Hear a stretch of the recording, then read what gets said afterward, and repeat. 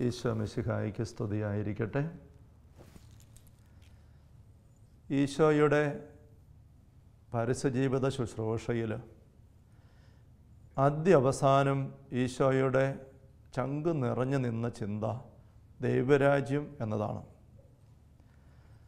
ഈശോയുടെ ശുശ്രൂഷ ആരംഭിക്കുന്നതായ വിവരണം സുവിശേഷകന്മാർ നൽകുമ്പോൾ അവർ പറയുന്ന ഇപ്രകാരമാണല്ലോ. മർക്കോസ് 1-ാം അധ്യായം 14-15 തിരുവചനങ്ങളിൽ നാം വായിക്കുന്നു, യോഹന്നാൻ ബന്ധനസ്ഥനായപ്പോൾ ഈശോ ദൈവത്തിൻ്റെ സുവിശേഷം പ്രസംഗിച്ചുകൊണ്ട് ഗലീലയിലേക്ക് വന്നു. അവൻ പറഞ്ഞു, സമയം പൂർത്തിയായി, ദൈവരാജ്യം സമീപിച്ചിരിക്കുന്നു. പിന്നീട് ഈശോയുടെ പരസ്യജീവിതത്തിൻ്റെ 3 വർഷക്കാലത്തെപ്പറ്റി വിവരിച്ച് സുവിശേഷകന്മാർ നീങ്ങുമ്പോൾ ഇടയ്ക്കിടയ്ക്ക് നൽകുന്ന സമ്മറി സ്റ്റേറ്റ്മെൻറ്റ്സ്, അവിടെയും സുവിശേഷകന്മാർ അടിവരയിട്ട് പറയുന്ന കാര്യം, ഉദാഹരണത്തിന് മത്തായിയുടെ സുവിശേഷം 9-ാം അധ്യായം 35 ഈശോ രാജ്യത്തിൻ്റെ സുവിശേഷം പ്രസംഗിച്ചും എല്ലാ രോഗങ്ങളും വ്യാധികളും സുഖപ്പെടുത്തിയും എല്ലാ നഗരങ്ങളിലും ഗ്രാമങ്ങളിലും ചുറ്റി സഞ്ചരിച്ചു എന്നാണ്. രാജ്യത്തിൻ്റെ സുവിശേഷം പ്രസംഗിച്ചു. കുരിശുമരണത്തിനും ഉത്ഥാനത്തിനു ശേഷം സ്വർഗത്തിലേക്ക് ആരോഹണം ചെയ്തതിന് മുമ്പുള്ള 40 ദിവസങ്ങളിൽ ഈശോ പഠിപ്പിച്ചതും ദൈവരാജ്യത്തെക്കുറിച്ചാണ് എന്ന് അപ്പോസ്തല പ്രവർത്തനം 1:3 നാം വായിക്കുന്നു. പീഡാനുഭവത്തിന് ശേഷം 40 ദിവസത്തേക്ക് ഈശോ അവരുടെ ഇടയിൽ പ്രത്യക്ഷനായി ദൈവരാജ്യത്തെക്കുറിച്ച് പഠിപ്പിച്ചു. ഈശോയുടെ ഉള്ള് നിറഞ്ഞു നിന്ന ഈ ഒരു ചിന്ത ദൈവരാജ്യം, അതേപ്പറ്റി നമ്മൾ കൂടുതൽ മനസ്സിലാക്കുകയാണ്. ഈ ദൈവരാജ്യത്തിൻ്റെ പ്രധാന ശത്രുവായി ഈശോ കണ്ടത് പിശാചിനെയാണ്, സാത്താനെയും അവൻ്റെ പ്രവർത്തനങ്ങളെയും, അല്ലെങ്കിൽ ഒരു നരകരാജ്യത്തെയാണ്. അവിടുന്ന് മത്തായി 12:28 നാം വായിക്കുന്നു. അവിടുന്ന് വ്യക്തമാക്കുന്നു, ദൈവ ആത്മാവിനെ കൊണ്ടാണ് ഞാൻ പിശാചുക്കളെ ബഹിഷ്കരിക്കുന്നതെങ്കിൽ ദൈവരാജ്യം നിങ്ങളിൽ വന്നു കഴിഞ്ഞിരിക്കുന്നു. ഈശോ പ്രഘോഷിച്ച ഈ ദൈവരാജ്യത്തിൻ്റെ ഈ ഭൂമിയിലുള്ള ഏറ്റവും സുനിശ്ചിതവും ആധികാരികവുമായ അടയാളവും വേദിയും സാന്നിധ്യവും തിരുസഭയാണ്.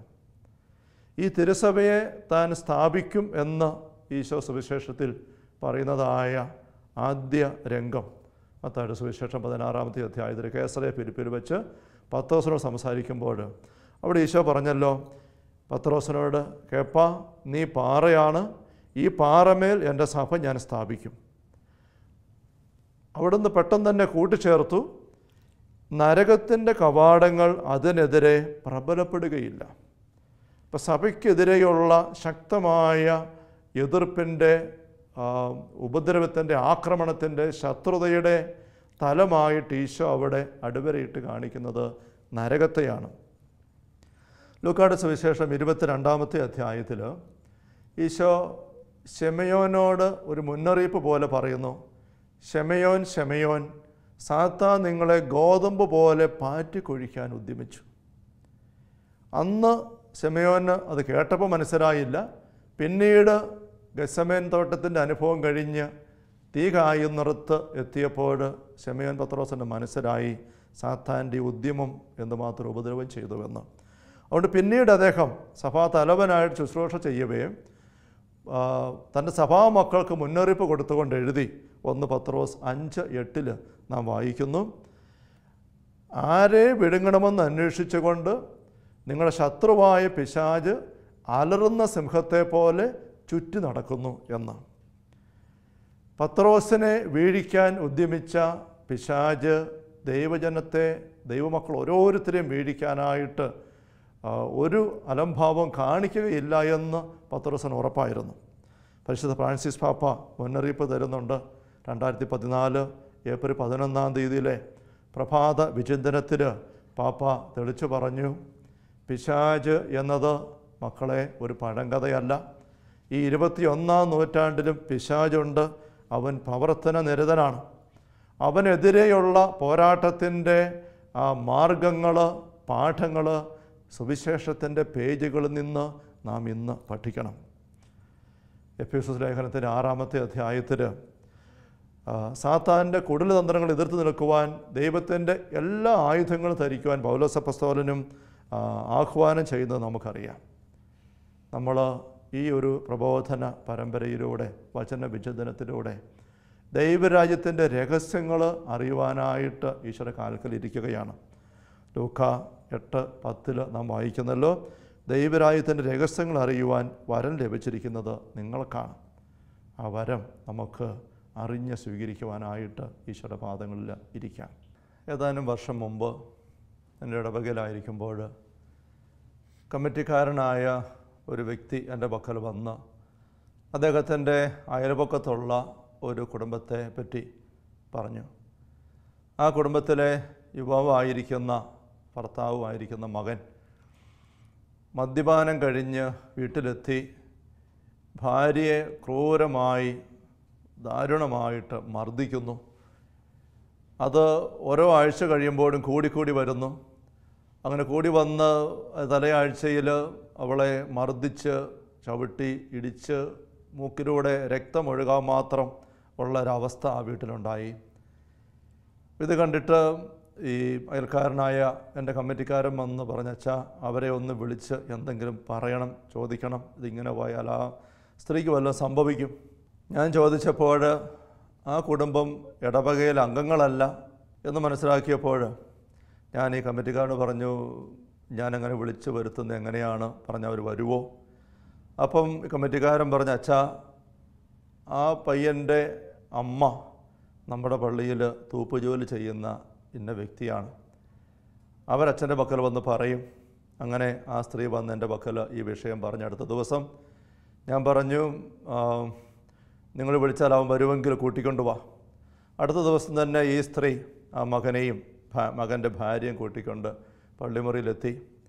ഈ പയ്യനെപ്പറ്റി ഞാൻ കേട്ടത് വെച്ച് ഞാൻ വിചാരിച്ചു വലിയ മല്ലനായ മുഷടനായ ഒരു മനുഷ്യനായിരിക്കും കടന്നു വരിക. പക്ഷെ വന്നപ്പോൾ ഒരു 10-35 വയസ്സുള്ള ഒരു ശാന്തശീലനായിട്ട് കാണപ്പെടുന്ന ഒരു മനുഷ്യൻ. ഞാൻ അവനോട് ചോദിച്ചു ജോലിയെപ്പറ്റി, മദ്യപാനത്തെക്കുറിച്ച്, എല്ലാം സമ്മതിച്ചു. ഭാര്യ മർദ്ദിക്കുന്നതിനെക്കുറിച്ച് ചോദിച്ചു, അതും അവൻ സമ്മതിച്ചു. ഞാൻ ചോദിച്ചു, എടാ മോനെ, നിൻ്റെ ഭാര്യയല്ലേ അത്? നീ ഇതുപോലെ അതിനെ മർദ്ദിക്കുകയും ഒക്കെ ചെയ്തു കഴിഞ്ഞാൽ അവൾക്ക് വല്ലതും പറ്റിയാൽ ആർക്കാ പോയത്? അവൻ പറഞ്ഞു, എനിക്കാ. ഇപ്പം നീ എന്താ ഇങ്ങനെ കാണിക്കുന്നത്? അത് നീ നിർത്തണം. ഓ അച്ഛാ. അപ്പോൾ ഭാര്യ പറഞ്ഞു, അച്ഛാ, ശനിയാഴ്ചകളിലാണ് ഏറ്റവും കൂടുതലായിട്ട് ഈ ശല്യം വരുന്നത്. അതിന് കാരണം ശനിയാഴ്ചയാണ് അവന് പണിക്കൂലി കിട്ടുന്നത്. അവന് ഒരു പാറമട ക്രഷറിലാണ് അവന് ജോലി. അപ്പോൾ ശനിയാഴ്ച പണിക്കൂലി കിട്ടിക്കഴിയുമ്പോഴേക്കും അതുമായിട്ട് പോയി കുടിക്കുന്നു. അന്ന് വന്നിട്ടാണ് ഏറ്റവും പരാക്രമം. അതെങ്ങനെ നിയന്ത്രിക്കാൻ പറ്റും, ഒഴിവാക്കാൻ പറ്റും? ഞാൻ സംസാരിച്ച് വന്നപ്പം ഞാൻ പറഞ്ഞു അവനോട്, എടാ, നീ ഒരു കാര്യം ചെയ്യുക, നീ 6 ദിവസം പണിയുക, ശനിയാഴ്ച ഉൾപ്പെടെ പണിയും കഴിഞ്ഞിട്ട് നീ പൈസ മേടിക്കാൻ ഓഫീസിൽ പോകണ്ട, നീ വീട്ടിലേക്ക് പോരെ. ശനിയാഴ്ച വൈകുന്നേരം ആകുമ്പോൾ നിൻ്റെ ഭാര്യ വന്ന് പൈസ വാങ്ങിച്ചോളും. അപ്പോൾ നിനക്ക് പൈസ കൈ കിട്ടുമ്പോഴാണ് കുടിക്കാനൊക്കെ തോന്നുന്നത്. അവൻ പറഞ്ഞു, ഓ അച്ഛാ. അപ്പോൾ അങ്ങനെ ഞാൻ പറഞ്ഞ എല്ലാ കാര്യവും അവൻ സമ്മതിച്ചു. അപ്പോൾ വിഷയങ്ങളെല്ലാം തീർന്ന പോലെ ആയി. ഇനിയിപ്പോൾ ഒന്നും പറയാനില്ല, കാരണം അവനൊന്നിനെപ്പറ്റി അവന് മല്ലില്ല. ഇനിയിപ്പോൾ എന്താ ചെയ്യുക? അപ്പം ഞാൻ വിചാരിച്ചു ഒന്ന് പ്രാർത്ഥിച്ച് വിടാം. ഞാൻ മുറിയിൽ തന്നെയാണ്. ഞാൻ അവരോട് പറഞ്ഞു, നീ ഒന്ന് മുട്ടുകുത്തിക്കുക, അച്ഛൻ പ്രാർത്ഥിക്കാം. ഉടനെ മുട്ടുകുത്തി നിന്നു. ഇവരോട് പ്രാർത്ഥിക്കാനായിട്ട് ആരംഭിച്ചു. പ്രാർത്ഥിക്കാനായിട്ട് തലയിൽ കൈവച്ച് ഏതാനും നിമിഷങ്ങൾ കഴിഞ്ഞപ്പോഴേക്കും ഈ യുവാവിൻ്റെ രീതിയും ഭാവവും എല്ലാം മാറാൻ തുടങ്ങി. അവൻ്റെ മുഖഭാവം അങ്ങ് മാറി. അവൻ കാലിങ്ങനെ ചേർത്ത് മുട്ടുകുത്തി നിന്നിരുന്നത് കാൽമുട്ടുകൾ വെച്ച് അകറ്റി ഇങ്ങനെ അങ്ങ് നിന്നു. എന്നിട്ട് കൈ കൊണ്ട് ഇങ്ങനെ വയലൻ്റായ രീതിയിൽ ഒരു വക ആക്ഷൻ കാണിക്കാൻ തുടങ്ങി. അവൻ്റെ മുഖത്ത് ചില ചേഷ്ടകൾ പ്രത്യക്ഷപ്പെട്ടു. ഈ പറഞ്ഞ ചേഷ്ടകളുടെ പുറകിലുള്ള അരൂപികൾ എന്തൊക്കെ ആയാലും ആരൊക്കെ ആയാലും അതിനോട് ഞാൻ യേശുവിൻ്റെ നാമത്തിൽ ആവശ്യപ്പെടുന്നു, ഈ വ്യക്തിയിൽ നിന്ന് പുറത്തിറങ്ങി പോകാൻ. ഇങ്ങനെ പറയാൻ തുടങ്ങിയപ്പോഴേക്കും അല്ലാണ്ട് വയലൻ്റായി. അപ്പം അമ്മയും ഭാര്യയും അടുത്ത് നോക്കി നിൽക്കുന്നു. അപ്പോൾ ഞാൻ കുറേ കൂടെ കരുത്തോടെ പറഞ്ഞ് പ്രാർത്ഥിച്ചു. ഒരു 5-6 മിനിറ്റ് സമയത്തെ പ്രാർത്ഥന. അത്രയും കഴിഞ്ഞപ്പോഴേക്കും ഈ കൈയുടെ ചേഷ്ട അല്ലാതെ വയലൻ്റായിരുന്നത് ഒതുങ്ങി ചെറിയ അനക്കം ഇങ്ങനെ വന്നിട്ടങ്ങ് ശാന്തമായി. പിന്നീട് ഞാൻ പല അനുഭവങ്ങളിൽ നിരീക്ഷിച്ചിട്ടുണ്ട്. ഇങ്ങനെയുള്ള ഒരു ചേഷ്ട, ഈ കൈ മാത്രം അവസാനം അനങ്ങിക്കൊണ്ട് നിലയ്ക്കുക എന്ന് പറയുന്നിടത്ത്, അത് ഞാൻ മറ്റൊരിടത്ത് വായിച്ചും കൂടെ കിട്ടിയ ഒരു അറിവ് വെച്ചപ്പോൾ എനിക്ക് മനസ്സിലായി, അത് ചില അരൂപികൾ ഈ വ്യക്തിയിൽ നിന്നും ഇറങ്ങിപ്പോകാൻ ഉപയോഗിക്കുന്ന ഒരു മാർഗമാണ്.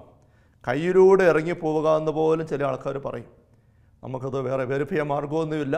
പക്ഷേ അങ്ങനെ ഒരു ആക്ഷൻ വന്നിട്ട് ഒതുങ്ങി വന്നിട്ട് അല്പം ചെറിയ ചലനമായിട്ട് ഇങ്ങനെ തീരുമ്പം അതൊന്ന് ശാന്തമായി കഴിയുമ്പം അതൊരു ഇറങ്ങിപ്പോകലിൻ്റെ അടയാളം തന്നെയാണ്. ആൾ സ്വസ്ഥനായി. അപ്പോൾ ഈ പ്രാർത്ഥന നിർത്തി അല്പസമയം നോക്കി. അവൻ്റെ പേര് ഞാൻ വിളിച്ചു. ഉടനെ അവൻ പെട്ടെന്ന് പരിസരബോധം ഉണ്ടായി. കാലുകൾ ചേർത്ത് മുട്ടുകുത്തി നിന്ന് മുട്ട് ചേർത്തു. ഞാൻ വിളിച്ചു. ഉടനെ അവൻ എന്നെ നോക്കി എണീപ്പിച്ചു. ഞാൻ ചോദിച്ചു, എന്നാ നിനക്ക് വിശേഷം? ഒന്നുമില്ല അച്ഛാ. അപ്പോൾ എനിക്ക് മനസ്സിലായി ഇവനെ കാര്യം ഒന്നും അറിഞ്ഞിട്ടില്ല. ഞാൻ പറഞ്ഞു, നിനക്ക് വേണ്ടി പ്രാർത്ഥിച്ചിട്ടുണ്ട്. നിന്നെ ഭാരപ്പെടുത്തിക്കൊണ്ടിരുന്ന തിന്മയും അസ്വസ്ഥയും ഒക്കെ മാറിയിട്ടുണ്ട്. ഇനി നേരത്തെ പറഞ്ഞതുപോലെ പോയി വീട്ടിൽ ഭാര്യയോടുള്ള ബന്ധത്തിൽ ശ്രദ്ധിക്കണം. കൂലി പൈസ ഭാര്യ മേടിച്ചോളെന്നല്ല പറഞ്ഞത്, അങ്ങനെ തന്നെ ആയിക്കോട്ടെ. മാത്രമല്ല ആഴ്ചതോറും അവിടെ പള്ളിക്കൽ വെള്ളിയാഴ്ചകളിൽ വൈകുന്നേരം ഒരു ആരാധനയുണ്ട്. അത് നിങ്ങൾ വന്ന് കൂടിക്കോ, നിങ്ങളേറ്റവും പുറകെ വന്നിരുന്നാൽ മതി, ഹൈന്ദവ സഹോദരങ്ങളാണ്, അവരതിനും വരാമെന്ന് പറഞ്ഞു. അങ്ങനെ അവരെ പറഞ്ഞു വിട്ടു.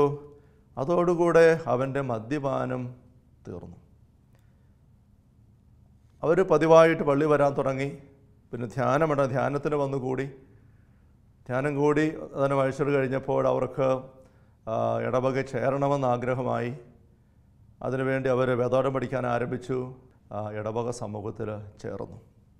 നമുക്ക് വിശുദ്ധ ഗ്രന്ഥത്തിൽ മത്തായിയുടെ സുവിശേഷത്തിൽ 12-ാമത്തെ അധ്യായം അവിടെ 15 മുതലുള്ള തിരുവചനങ്ങളിൽ നമ്മൾ ഇങ്ങനെ വായിക്കുന്നു. ഇത് മനസ്സിലാക്കിയ ഈശോ അവിടെ നിന്ന് പിൻവാങ്ങി. ഏത് മനസ്സിലാക്കിയതാണ്? തൊട്ട് മുൻപിൽ 14-ാമത്തെ വാക്യത്തിൽ അല്ലെ 19 മുതലുള്ള വാക്യങ്ങളിൽ നമ്മൾ സാബത്തിൽ രോഗശാന്തി കൊടുക്കുന്ന ഈശോയാണ് കാണുന്നത്. അപ്പം കൈ ശോഷിച്ച ഒരുവൻ അവിടെ ഉണ്ടായിരുന്നു. അവനെ ഈശോ സുഖപ്പെടുത്തുമോ സാബത്ത് ദിവസം എന്ന് ഉള്ള പരീക്ഷണ ശത്രുതാ മനോഭാവത്തോടെ ഫരിസയർ നോക്കി നിൽക്കുന്നു, കാത്തിരിക്കുന്നു. പക്ഷേ ഈശോ ഫരിസയരെ തിരുത്താൻ നോക്കുന്നുണ്ട്. പക്ഷേ അവർ വഴങ്ങുന്നില്ല. അതുകൊണ്ട് ഈശോ ആ മനുഷ്യന് കൈ നീട്ടുക എന്ന് പറഞ്ഞിട്ട് സൗഖ്യം കൊടുത്തു. അപ്പോൾ ഇത് കണ്ട് ഫരിസയർ അവിടെ നിന്ന് പോയി അവനെ നശിപ്പിക്കേണ്ടത് എങ്ങനെയെന്ന് ആലോചന നടത്തി. അപ്പോൾ ഈശോയ്ക്കെതിരെ വെറുപ്പും വിദ്വേഷവുമായിട്ട് അവരിയ്ക്കുകയായിരുന്നു. ഈശോയുടെ നന്മ ദൈവരായ ശുശ്രൂഷ പ്രവൃത്തി കണ്ടപ്പോൾ അവർ വീണ്ടും വല്ലാണ്ട് തിന്മയിൽ ആഴപ്പെട്ടു. ഈശോയെ എങ്ങനെ നശിപ്പിക്കണം, എങ്ങനെ കൊല്ലണം എന്ന് ആലോചിക്കാൻ തുടങ്ങി. ഇത് മനസ്സിലാക്കി ഈശോ എന്താണ് ചെയ്യുന്നത്? അവിടെ നിന്നും പിൻവാങ്ങി. അവരുമായിട്ടൊരു വഴക്കിന് ഈശോ നിൽക്കുന്നില്ല. നമ്മൾ തുറന്ന് വായിക്കുകയാണ്. അനേകം പേർ അവനെ അനുഗമിച്ചു. അവരെ എല്ലാവരും സുഖപ്പെടുത്തി. തന്നെ പരസ്യപ്പെടുത്തരുതെന്ന് അവൻ അവരോട് കൽപ്പിച്ചു. ഇവിടെ മത്തായി സുവിശേഷകൻ പരിശുദ്ധാത്മാ പ്രേരിപ്പിച്ചിട്ട് യേശയ്യാ പ്രവാചകൻ എന്നുള്ള ഒരു തിരുവചനം ഇവിടെ ചേർത്ത് വെച്ചുകൊണ്ട് ഈശോയുടെ പെരുമാറ്റത്തെ വിശദീകരിക്കുന്നുണ്ട്, വ്യാഖ്യാനിക്കുന്നുണ്ട്. മത്തായി സുവിശേഷൻ എഴുതിയിരിക്കുകയാണ്, ഇത് യേശയ്യാ പ്രവാചകൻ വഴി അരുളി ചെയ്യപ്പെട്ടത് പൂർത്തിയാകുന്നതിന് വേണ്ടിയിട്ടാണ്. ഇതാ ഞാൻ തിരഞ്ഞെടുത്ത എൻ്റെ ദാസൻ, എൻ്റെ ആത്മാവ് പ്രസാദിച്ച എൻ്റെ പ്രിയപ്പെട്ടവൻ, ഞാൻ അവൻ്റെ മേൽ എൻ്റെ ആത്മാവിനെ അയക്കും. അപ്പോൾ ഈശോ ദൈവത്തിൻ്റെ ആത്മാവ് നിറഞ്ഞ ഒരു വ്യക്തിയായിട്ട് ഇവിടെ നിൽക്കുകയാണ്, നമ്മൾ കാണുകയാണ്. എൻ്റെ ആത്മാവ് പ്രസാദിച്ച എൻ്റെ പ്രിയപ്പെട്ടവൻ. വീണ്ടും പറയുകയാണ്, ഞാൻ അവൻ്റെ മേൽ എൻ്റെ ആത്മാവിനെ അയക്കും, ഇനിയും അയക്കും. പരിശുദ്ധാത്മാവിൻ്റെ അഭിഷേകമുണ്ട്, അത് വീണ്ടും വീണ്ടും പുതുക്കി ഈ വ്യക്തിയുടെ മേൽ നൽകും എന്ന് യെശയ്യാ പ്രവാചകൻ നൂറ്റാണ്ടുകൾക്ക് മുമ്പ് ഈശോയെക്കുറിച്ച് കണ്ടിട്ട് പ്രവചിച്ചിരിക്കുന്ന വചനഭാഗം മത്തായി സുവിശേഷൻ എടുത്ത് ഉപയോഗിക്കുന്നു. പരിശുദ്ധാത്മാവിനെ പ്രേരിതനായി എവിടെ? ഈശോയെ കൊല്ലേണ്ടത് എങ്ങനെയെന്ന് ശത്രുതാ മനോഭാവത്തോടെ ആലോചന നടത്തുന്ന ഫരിസയരുടെ മുൻപിൽ അവരെയൊക്കെ ഒരു നിശ്വാസത്താൽ ചുട്ട് കരിച്ചു കളയാൻ മാത്രം കരുത്തുള്ള ദൈവം തന്നെ ആയിരിക്കുന്ന ഈശോ അവരുമായിട്ട് മല്ലിന് നിൽക്കാതെ പിൻവാങ്ങുകയാണ്, മാറിപ്പോവുകയാണ്. വീണ്ടും യേശയെ ഉദ്ധരിച്ചുകൊണ്ട് മത്തായി സുവിശേഷം രേഖപ്പെടുത്തുകയാണ്, അവൻ വിജാതീയരെ ന്യായവിധി അറിയിക്കും, അവൻ തർക്കിക്കുകയോ ബഹളം കൂട്ടുകയോ ഇല്ല, തെരുവീഥികൾ അവൻ്റെ ശബ്ദം ആരും കേൾക്കുകയില്ല, നീതിയെ വിജയത്തിൽ എത്തിക്കുന്നതുവരെ അവൻ ചതഞ്ഞ ഞാങ്ങണ ഓടിക്കുകയില്ല, പുകഞ്ഞ തിരികെടുത്തുകയുമില്ല, അവൻ്റെ നാമത്തിൽ വിജാതീയർ പ്രത്യാശ വയ്ക്കും. അപ്പോൾ ദൈവത്തിൻ്റെ ആത്മാവ് പ്രസാദിച്ച് വസിക്കുന്ന, ദൈവത്തിൻ്റെ ആത്മാവ് നയിക്കുന്ന, ദൈവത്തിൻ്റെ ആത്മാവ് ഭരിക്കുന്ന ദൈവരാജ്യ അനുഭവത്തിലായിരിക്കുന്ന ഒരു വ്യക്തി ഒരിക്കലും തർക്കിക്കുകയില്ല, ബഹളം കൂട്ടുകയില്ല, തെരുവേദികൾ അവൻ്റെ ശബ്ദമാരും കേൾക്കുകയില്ല, വഴക്കടിക്കുന്നതോ ചീത്ത വിളിക്കുന്നതോ ഒച്ച വെക്കുന്നതോ ഇങ്ങനെ ഒന്നും.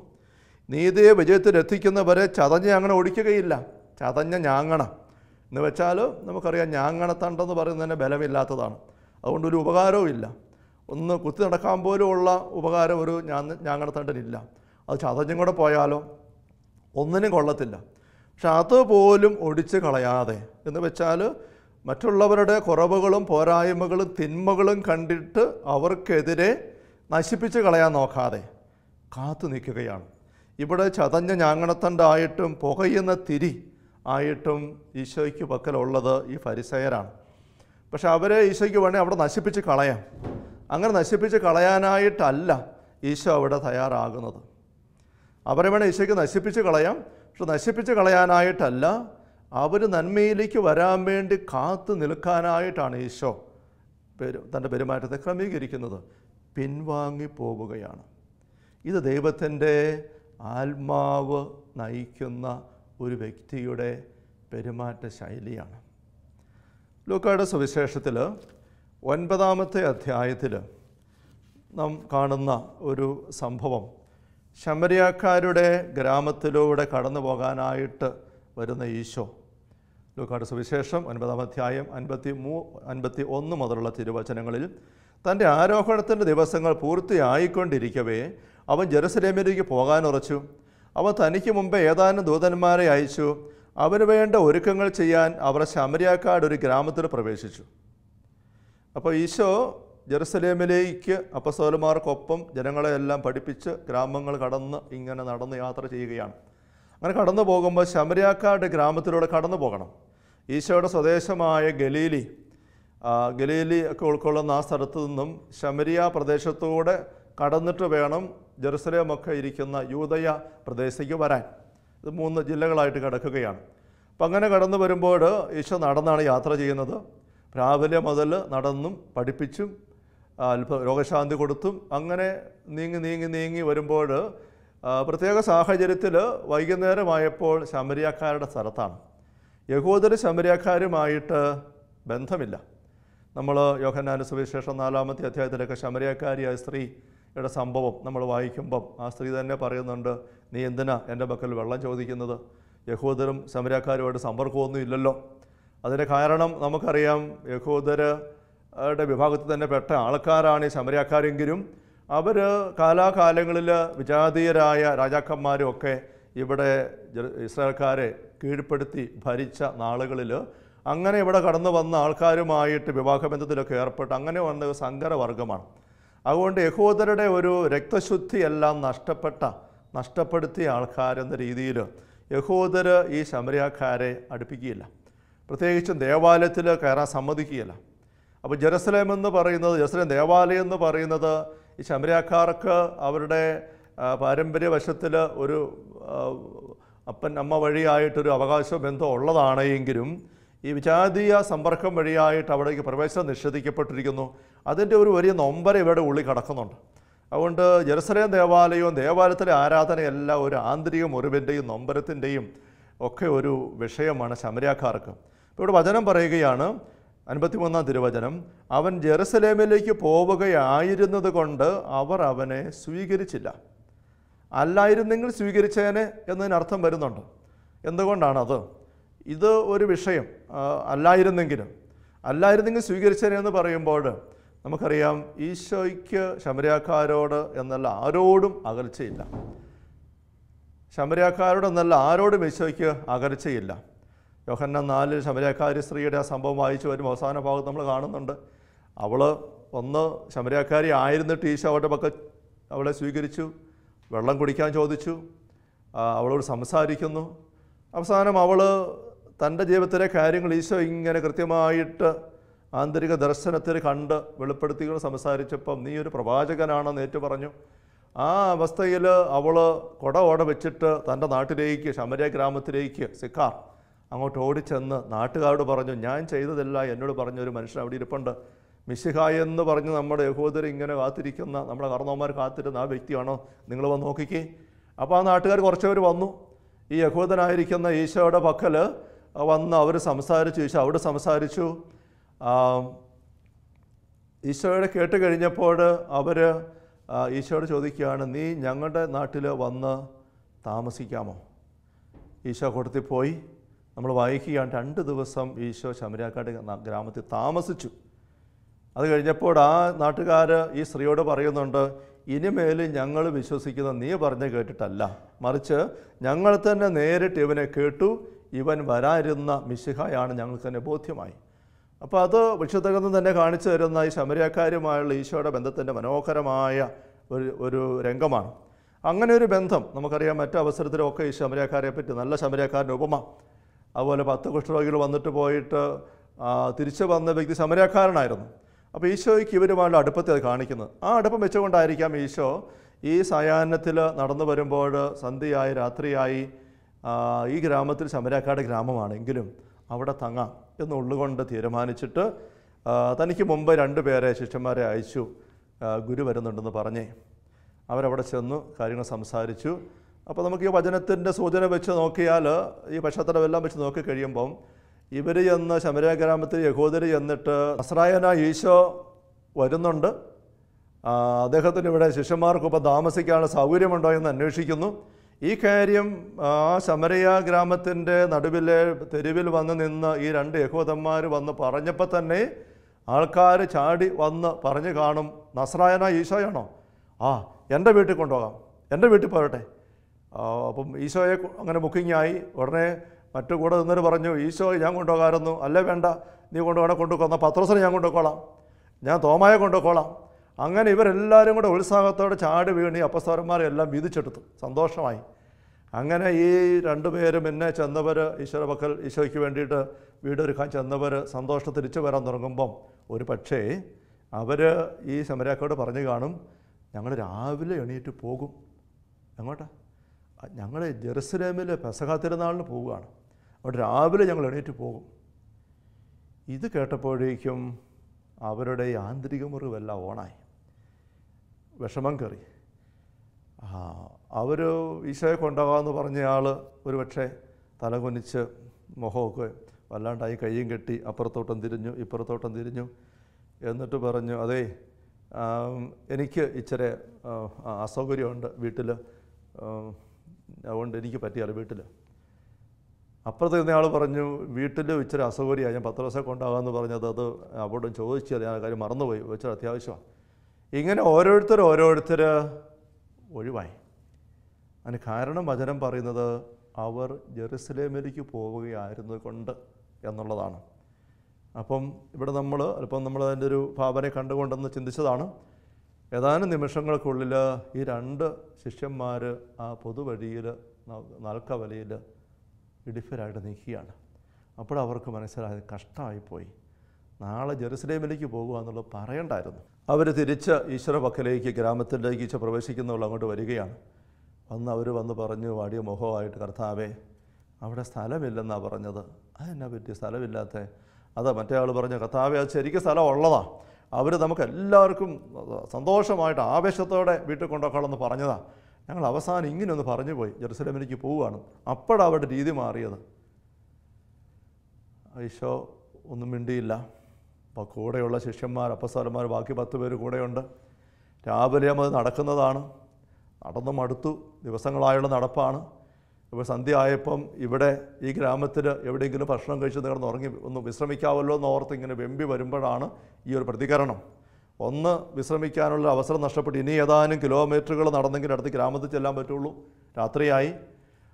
അതും അല്ലെങ്കിൽ ഒരു പക്ഷേ വഴിയിൽ എവിടെയെങ്കിലും മരത്തിൻ്റെ ചുവട്ടിലോ ആറ്റിട്ടിലോ വല്ലതും കിടക്കേണ്ടി വരും. ആ അസൗകര്യത്തെ ഓർത്തുള്ള വിഷമം ഒന്ന്. മറുവശത്ത് ഈ ശമര്യാക്കാർ ഇതുപോലെ നന്ദി കെട്ടവന്മാരായി പോയല്ലോ. ഗുരു എന്തൊരു സ്നേഹം ഇവിടെ കാണിച്ചിട്ടുള്ളതാണ്. എന്നിട്ട് ഇത് കൂടെ പരിപാടിയാണ് അവർ കാണിക്കുന്നത്. ഇങ്ങനെയുള്ള ഒരു നൊമ്പരത്തിൻ്റെ ചിന്ത മറുവശത്തും. ഇത് രണ്ടും കൂടെ വന്നപ്പോഴേക്കും അപ്പസ്തോലന്മാർ എല്ലാവരും വല്ലാണ്ടായി. ആ കൂട്ടത്തിൽ നമുക്കറിയാം ഏറ്റവും ഈശ്വര ഹൃദയത്തോട് ചേർന്ന് നീങ്ങുന്ന ആളാണ് യോഹന്നാൻ. സബദിപുത്രന്മാർ യോഹന്നാനും യാക്കോബും കൂടെ പറയുന്ന വാക്ക് നമുക്ക് സുപരിചിതമാണ്. ഇത് കണ്ടപ്പോൾ ശിഷ്യന്മാരായ യാക്കോബ് യോഹന്നാനും പറഞ്ഞു, കർത്താവേ, സ്വർഗത്തിൽ നിന്ന് അഗ്നി ഇറങ്ങി ഇവരെ നശിപ്പിക്കട്ടെ ഞങ്ങൾ പറയട്ടെ. യോഹന്നാൻ്റെ വായിൽ നിന്ന് വരുന്ന വാക്കുകളാണ്. തീ ഇറങ്ങി ചുട്ടുകളയാൻ പറയട്ടെ. ഒരു നിമിഷം കൊണ്ട് എല്ലാം കൂടെ പുകയായിട്ട് മാറണം. അപ്പോൾ ഇവന്മാർക്ക് മനസ്സിലാകും ആരോടെ കളിച്ചതെന്നുള്ളത്. ഒരു പാഠം പഠിപ്പിക്കണം. ഇങ്ങനെയുള്ള ഒരു രോഷം വന്നിട്ട് അത് അതേപടി പ്രകടിപ്പിക്കുകയാണ്. എന്നാൽ അവൻ തിരിഞ്ഞ് അവരെ ശാസിച്ചുകൊണ്ട് പറഞ്ഞു, ഏതു വിധത്തിലുള്ള ആത്മാവാണ് നിങ്ങൾക്കുള്ളത് എന്ന് നിങ്ങൾ അറിയുന്നില്ല. എന്തെന്നാൽ മനുഷ്യരുടെ ജീവൻ നശിപ്പിക്കാനല്ല, അവരെ രക്ഷിക്കാനാണ് മനുഷ്യപുത്രൻ വന്നിരിക്കുന്നത്. ഏതാത്മാവാ നിങ്ങൾക്കുള്ളത് നിങ്ങൾ അറിയുന്നില്ല. മറ്റു വാക്കുകളിൽ പറഞ്ഞാൽ ഇത് പരിശുദ്ധാത്മാവല്ല മക്കളെ, സാത്താൻ്റെ അരൂപിയാണ് ഇപ്പം നിങ്ങളോട് സംസാരിച്ചത്.